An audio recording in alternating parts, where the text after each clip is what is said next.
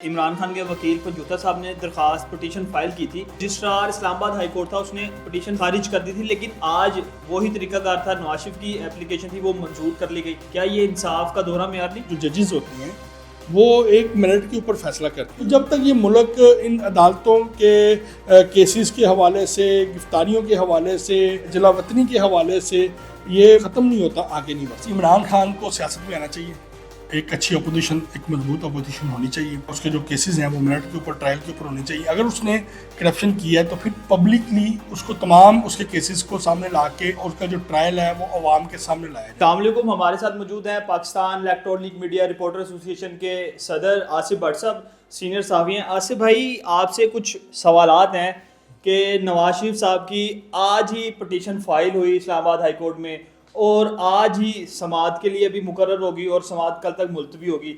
کیا کہیں گے کہ دوبارہ سے جیسے نون لیگ کہتے تھے کہ عمران خان کو جلدی انصاف مل رہا ہے, درخواست دائر ہوتی ہے, سماعت کے لیے مقرر ہو جاتی ہے, آج وہی طریقہ کار نواز شریف صاحب کے ساتھ ہوا, پٹیشن فائل ہوئی, ساتھ ہی سماعت کے لیے مقرر ہوئی. اس حوالے سے کیا کہیں گے؟ جی بالکل, ایک تو میں آپ کو یہ بتاتا چلوں کہ یہ قانونی جو طریقہ کار ہے, عدالتی طریقہ کار جو ہے, یہ قانون دان جو ہیں یہ بہتر سمجھتے ہیں. خاص طور پہ ججز جو ہیں ان کے جو آپ نے ایک اپلیکیشن جمع کروائی حفاظتی ضمانت کے حوالے سے میاں نواز شریف نے, اور اس کو اسی وقت ان کو جو قانون کے مطابق تھا ان کو اس کا نمبر الاٹ کر دیا گیا درخواست کا 33-20/2023 اور 33-34/20/2023.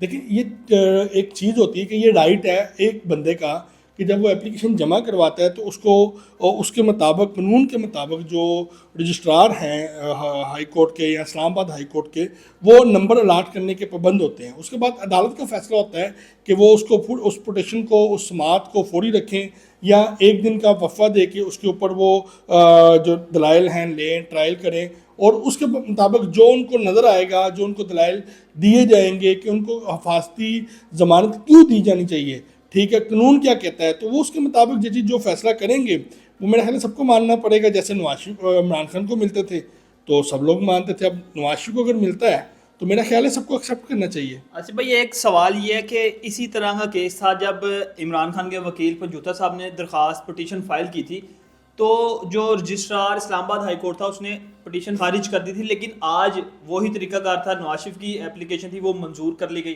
کیا یہ انصاف کا دورہ معیار نہیں؟ اس درخواست میں کوئی نہ کوئی ایسی وجہ ہوتی ہے, جو ججز ہوتے ہیں وہ ایک منٹ کے اوپر فیصلہ کرتے ہیں, ٹھیک ہے جی, اور ججز جب کوئی فیصلہ کرتا ہے تو وہ اس کا جواب دہ بھی ہوتا ہے. یہ نہیں ہے کہ وہ جواب نہیں دیتا. ایک تو عوام کی طرف سے ان کو تنقید کا سامنا کرنا پڑتا ہے, دوسرے نمبر کے اوپر ججز کے اوپر اسلام آباد ہائی کورٹ کے اوپر یا لاہور ہائی کورٹ کے اوپر سپریم کورٹ ہے, سپریم کورٹ ایکشن لے سکتی ہے, وہاں پہ بھی ججز ہیں, چیف جسٹس ہیں.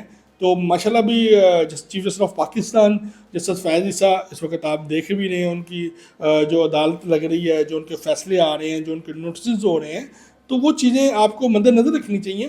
دیکھیں, یہ چیزیں کیا ہوتی ہے, تنقید بائی تنقید نے پاکستان کو بڑا نقصان پہنچایا ہے, ٹھیک ہے, اور اس موقع کے اوپر اب ہمیں ایک تحمل مزاجی کی جو سیاست ہے نا اس کو دیکھنا چاہیے. پاکستان کو آگے بڑھنا چاہیے. پاکستان جب تک آگے نہیں بڑھے گا, بے روزگاری, مہنگائی, جس کی ہم اس وقت تمام میڈیا ہاؤسز سمیت جتنے صحافتی ورکر ہیں, پوری دنیا جو ہے, پاکستان جتنا بھی ہے, وہ اس وقت اس مہنگائی کی وجہ سے پریشان ہے.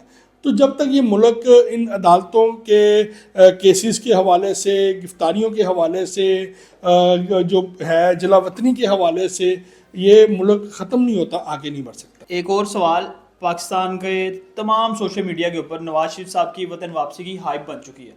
ٹویٹر دیکھ لیں, فیس بک دیکھ لیں, انسٹاگرام دیکھ لیں, آیا کہ ٹک ٹاک دیکھ لیں, تو اس کا سہرا کس کے ساتھ جاتا ہے؟ دیکھیں جی, اس کے حوالے سے میں آپ کو جو مسلم لیگ نون کا میڈیا سیل ہے نا, اس کی ایک چھوٹی سی تعریف کرنا چاہتا ہوں. یہ ہے کہ پی ٹی آئی کی جو میڈیا سیل ہے وہ فیملیز تک, خواتین تک ان کو تنقید کرتا ہے, ان کی ایڈیٹنگ کر کے غیر مناسب ویڈیوز بنائی جاتی ہیں. لیکن انہوں نے ایک پراپرلی جو میاں محمد نواز شریف نے اپنے دور میں اقدامات کیے تھے ان کے حوالے سے ان کو اپریشیٹ کیا, ان کو بار بار دکھایا گیا. ان کے جو موٹر وے تھی اور رنگ روڈ تھا, ٹھیک ہے, میٹرو ٹرین تھی, اور جو ان کے پروجیکٹ تھے, ایٹمی دھماکے جو انہوں نے کیے تھے, اور مختلف جو کامیابی کی تھیں. اس کے بعد سب سے بڑی ان کی کامیابی تھی جو ابھی تک کسی نے بتائی نہیں ہے, کہ IMF کا پاکستان میں اگر کسی نے پہلی مرتبہ جو پروگرام رول پیک کیا تھا وہ میاں محمد نواز شریف کے دور میں ہوا تھا.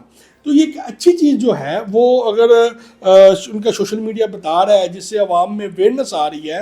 نوجوان نسل جو تھی ان کو نئی آئیڈیا تھا, ایک نوجوان نسل آئی, ان کو اس وقت کیونکہ PTI کا دورے گورنمنٹ تھی, ان کی حکومت تھی, تو انہوں نے اپنا جتنا بجٹ تھا, جتنا حکومتی بجٹ پیش کیا جاتا تھا, اس میں 60% 70% انہوں نے اپنے سوشل میڈیا کے اوپر لگا کے ذہن سازی جو تھی نوجوان نسل کی تھی, اور نوجوان نسل کو گمراہ کیا گیا تھا. لیکن سوشل میڈیا جو مسلم لیگ نون کا ہے, انہوں نے ایک پازیٹیو, ایک مثبت جو چیزیں ہیں اس کو سامنے لے کے آئے ہیں, اور جس کی وجہ سے آپ سوشل میڈیا کے اوپر مسلم لیگ نون کا جو سوشل میڈیا ہے اس کی جو ویڈیوز ہیں, جو چیزیں ہیں, وہ دیکھیں آپ فیملی میں بیٹھ کے دیکھ سکتے ہیں. جبکہ یہی چیزیں اگر آپ PTI کی دیکھیں تو آپ کو وہ آپ فیملی میں بیٹھ کے چیزیں نہیں دیکھ سکتے, نہیں اس کو سنا جا سکتا. تو یہ ایک فرق ہے PTI کے اور مسلم لیگ نون کے, اور مسلم لیگ نون کے سوشل میڈیا کو اس حوالے سے میں مبارکباد بھی پیش کرتا ہوں کہ وہ ایک پازیٹیو, ایک اچھی کمپین کرنے میں, ایک اچھی عوام کو اپنی طرف متوجہ کرنے میں کامیاب ہوئے ہیں. یہ ایک ان کی مسلم لیگ نون کے میڈیا سیل کی ایک بڑی کامیابی ہے, اور میرا خیال ہے کہ اب حالات کافی بہتر ہوں گے. آصف بھائی کیا کہیں گے, نواز شریف صاحب وطن واپس آ رہے ہیں, فلائٹ کنفرم ہو گئی ہے, 12 بجے اسلام آباد پہنچیں گے, ان کے آنے سے بہتری آئے گی؟ اگر ساری باتیں ہم میاں صاحب کے حوالے سے کر دیں گے تو یہ بھی مناسب نہیں ہے. دیکھیں 2 دوروں میں نے بڑا کام ہوتے دیکھا ہے. ایک تو میں نے مشرف دور میں, قافلی کے دور میں بڑی ڈیولپمنٹ دیکھی ہے, اور دوسری جو سب سے بڑی ڈیولپمنٹ دیکھی ہے وہ پاکستان مسلم لیگ نون کے دور میں دیکھی ہے. سب سے پہلے آپ دیکھیں 86 میں جب وزیر اعلیٰ پنجاب تھے میاں محمد شہباز شریف, تو لاہور کو 4 اسکیموں کا حسن پروجیکٹ دیا گیا, ٹھیک ہے, جوہر ٹاؤن, اقبال ٹاؤن, سبزہ اور گجرپورہ, ٹھیک ہے. اس کے بعد آپ آ جائیں تو انہوں نے پاکستان کو موٹر وے کی صورت میں ایک چیز دی. اس کے بعد آ جائیں آپ نے لاہور کو ایک سروس سیکٹر ڈیزائن کے ذریعے چینج کیا, لاہور کو ایک ترقی یافتہ شہروں میں اس کا شمار کروایا گیا. اس کے بعد آ جائیں جی آپ نے ایٹمی دھماکہ کیا.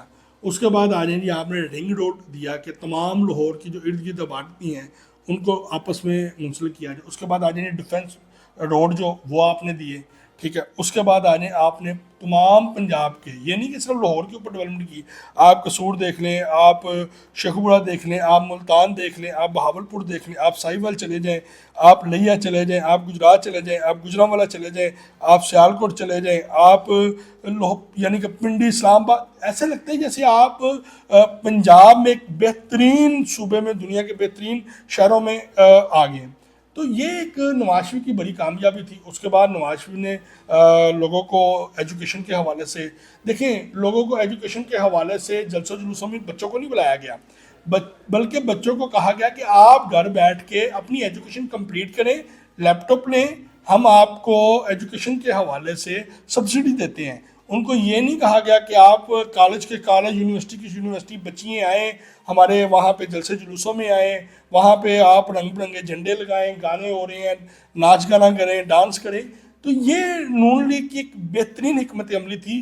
میں یہ سمجھتا ہوں بحیثیت ایک مسلمان کہ میری اپنی فیملی ہے, تو میں اپنی فیملی کو کبھی بھی کسی جلسے جلوس میں جانا نہیں چاہوں گا.